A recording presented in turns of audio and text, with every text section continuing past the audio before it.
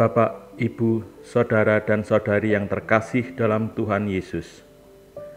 Hari ini, Kamis tanggal 18 November tahun 2021, dalam Pekan Biasa ke-33.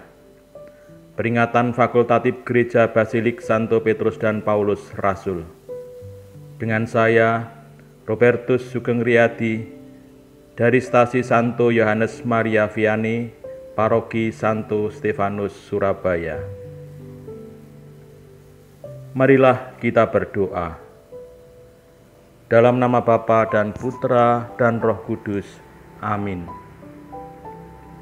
Bapa yang Maha Kasih, berkat kasih-Mu yang luar biasa atas manusia, Engkau rela mengorbankan putra-Mu sendiri demi kebahagiaan dan kedamaian manusia. Tolong kami untuk senantiasa dapat merasakan akan kasih-Mu itu, sehingga mendorong kami untuk selalu menjadi pembawa damai sejahtera bagi sesama melalui setiap langkah hidup kami. Demi Kristus Tuhan dan Juru Selamat kami yang hidup dan berkuasa, bersama dengan Dikau dalam persekutuan dengan Allah Roh Kudus, kini dan sepanjang masa.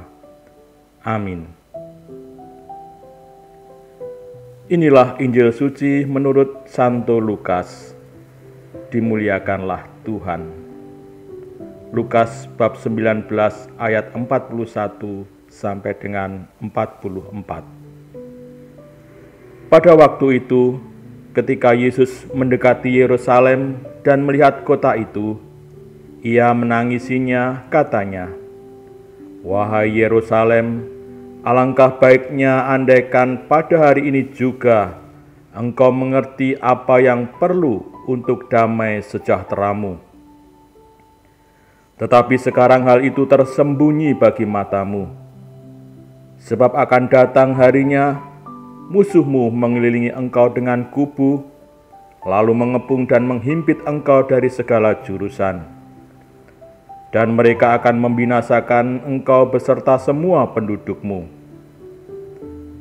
Tembokmu akan dirobohkan, dan tiada satu batu pun akan dibiarkan terletak di atas batu yang lain. Sebab engkau tidak mengetahui saat Allah melewati engkau." Demikianlah Injil Tuhan. Terpujilah Kristus.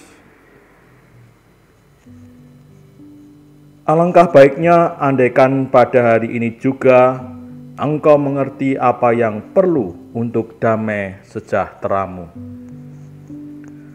Bapak, Ibu, Saudara dan Saudari yang terkasih, Tuhan Yesus sungguh mengasihi Yerusalem, kota yang seharusnya menjadi simbol dari damai sejahtera, tetapi itu tidak terlihat di sana.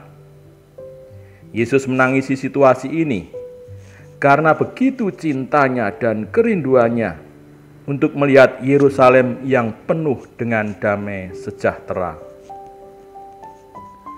Namun apa yang terjadi? Justru hal sebaliknya yang Yesus lihat.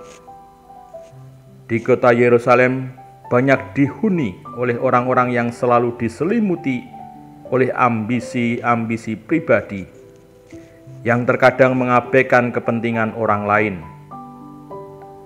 Orang-orang yang iri hati, orang-orang yang penuh dengan kedengkian, penuh rasa dendam.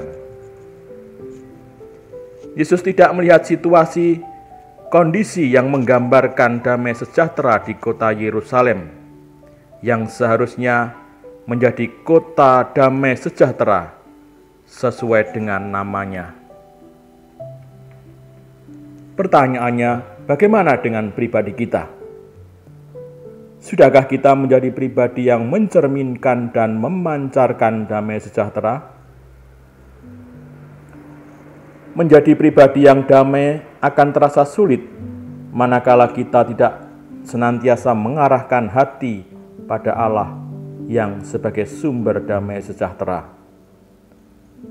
Menjadi pribadi yang damai akan menjadi pekerjaan yang sulit manakala kemanusiaan kita lebih menonjol dan lebih sering menyeret kita untuk menjauhi kasih Allah yakni melalui pikiran-pikiran negatif, iri, dengki, balas dendam, nafsu, kuasa, dan banyak hal lainnya yang kalau dibiarkan akan merusak bukan hanya damai sejahtera kita sendiri, melainkan juga orang-orang di sekeliling kita. Jangan biarkan pribadi kita yang dapat menjadikan alasan buat Tuhan Yesus menangis untuk kesekian kalinya. Sebaliknya, jadikan pribadi kita sebagaimana yang Tuhan Yesus inginkan untuk kita menjadi pancaran darinya sebagai sang sumber damai sejahtera yang sejati. Marilah kita berdoa. Dalam nama Bapa dan Putra dan Roh Kudus. Amin. Tuhan Yesus, karena kedegilan hati manusia sering membuat tidak mampu untuk melihat dan merasakan akan kasih Allah yang luar biasa. Jangan biarkan kami untuk mengotori hati ini dengan hal-hal yang buruk. Menutup hati ini akan kasih-Mu.